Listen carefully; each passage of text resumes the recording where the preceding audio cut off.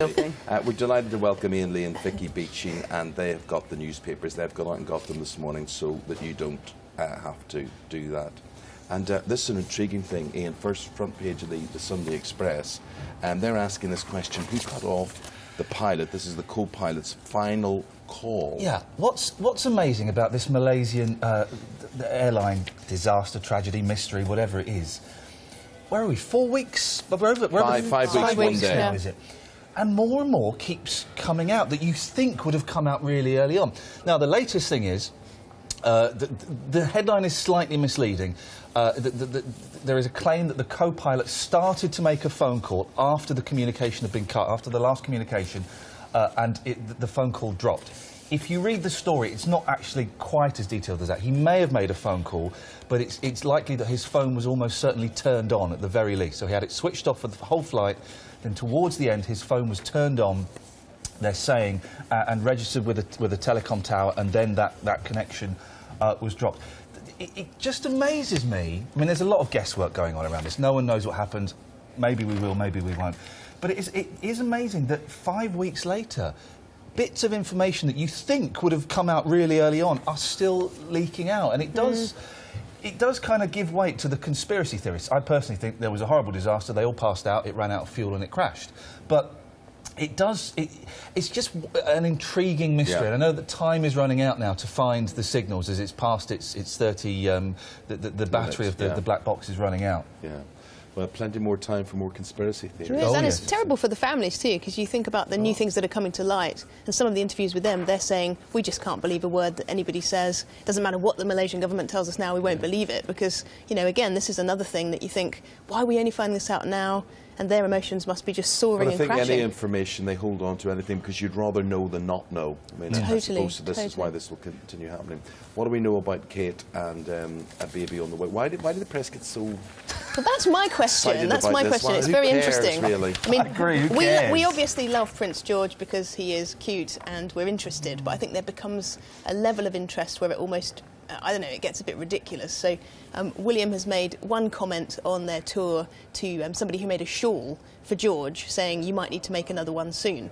And from that, he actually said sometime. Well, he didn't. No, I was just going to say that. So that, but the papers papers have reported on the soon, and this morning they've commented on the fact that it's actually sometime. So moving with the soon comment, it's all over the front pages. Well, that might be a conspiracy theory as well. I mean, the palace may have said, we didn't actually say that. Well, he did say that, but he didn't mean that. They've rushed into correct. Again, I say, who cares?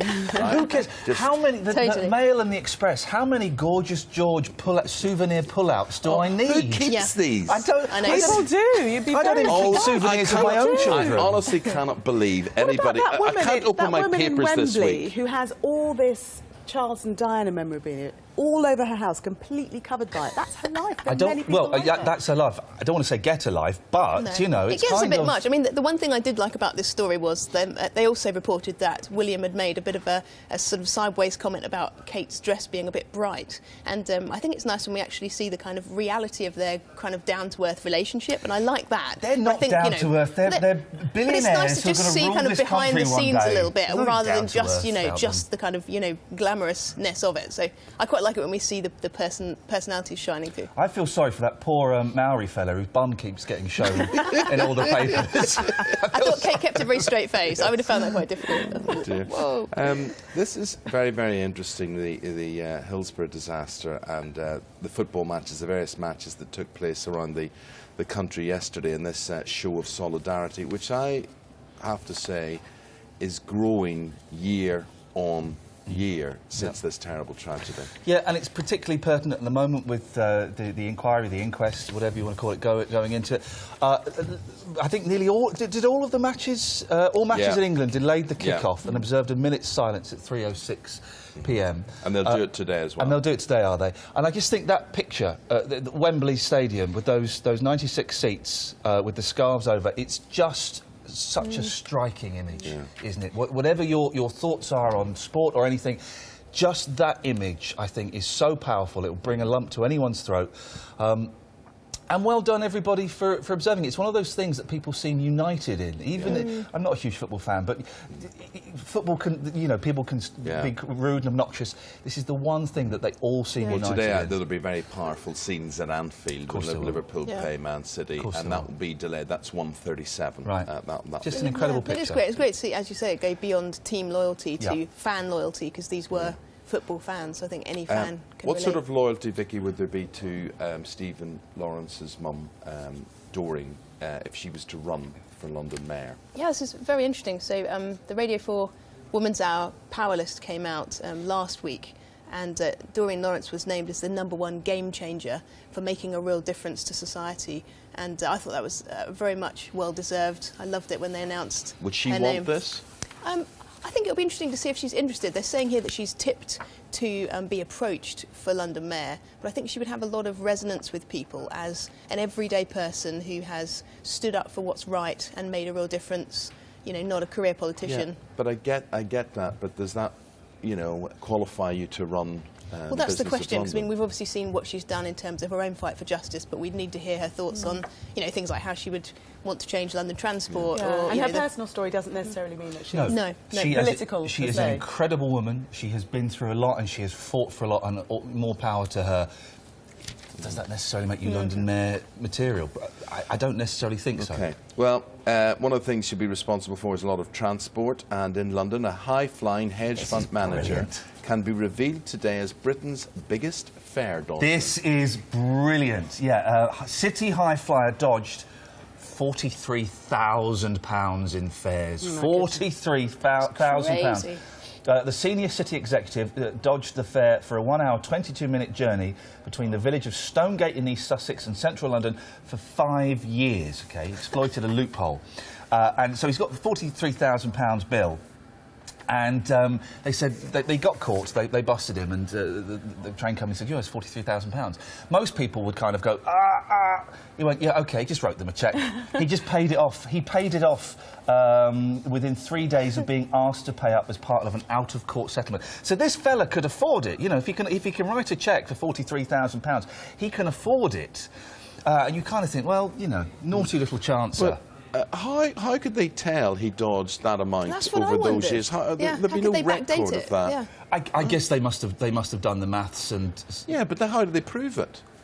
It's a very good question. He tapped out with his Oyster card every time. What so does I guess tap maybe, out mean? Well, when you kind of put the Oyster card on the reader. So they would have known he'd gone through. He'd have got somehow from East Sussex into London. Yeah. So every day for would 5 years. Yeah. You can't mess with the train companies. No, you can't mess with the train companies. They're like Columbo. Yes, fair enough. They know where you are. Big Brother is watching. Yes, and you can't mess with the Salvation Army.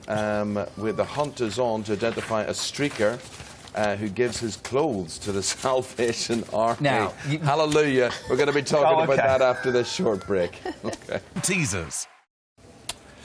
Right, dormice, streakers, dormice. Sky News. Yes, I'm more a streakers person. I think that, let's talk about that first of all. Ian, this is a particular man who takes all his clothes off, and what does he do with them?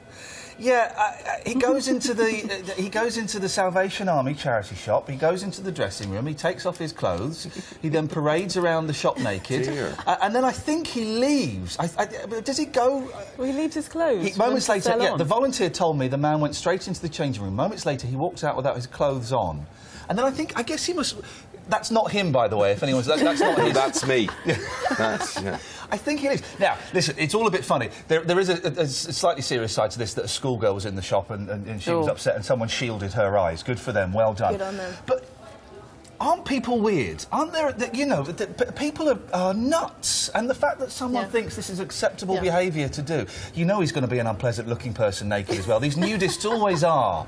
It's never sexy... And in a Salvation Army charity shop too. I mean, you'd think that everybody's in there giving of their time for nothing. Well, he's giving of something, he's isn't he? giving his clothes, isn't it? I mean, it's sort of a good deed, isn't it, really? Well, I love that he's only identified as a round-faced man. I think that's probably the safest way to identify. We don't need to know any other identifying features. Yeah, it's... But they haven't caught him yet. People are nuts. And it's the second time he's done it, so... I might have made a mistake, that's true. Dormice probably was more appealing, really, when we think about it.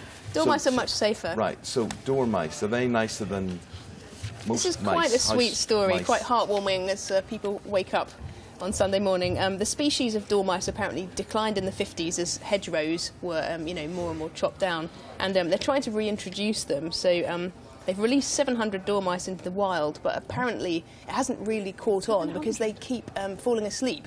And it's their lack of ability to stay awake that is apparently hindering their Look, here's what I repopulation. have about this. If dormice stayed outside and we're all part of Tales of the Riverbank or whatever it happens to be, that's fine. But they don't stay outside. No. It gets cold and they come into your house. I actually have one in my flat at the moment. I live in a studio flat that is absolutely Get a tiny. block of and there wood. is not enough room for me and the mouse. So I'm actually having a kind of mouse off at the moment. I tweet about it with the can't hashtag do MouseGate. that. Yes, you can. And it's just not enough room. How do you plan to deal with the mouse? I don't know. It's got quite selective taste. And so I've tried cheese, that's not worked. No, I've they tried don't like chocolate, cheese. that's I'm Chocolate's not not thinking worked. of cheese, I'm thinking of trap or sticky paper. That's No, what I've gone for thinking. trap. I thought I'd just go the whole way because I mean I'm quite an animal lover.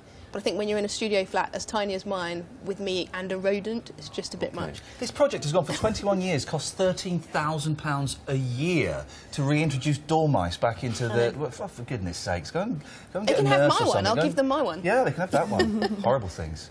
They'll only be there for rats to eat, really. Yep. That's that, and that'll breed more of those. Yep. Anyway, your thoughts on lovely, cuddly dormice, and would you like to share a studio flat with Vicky Beeching? No.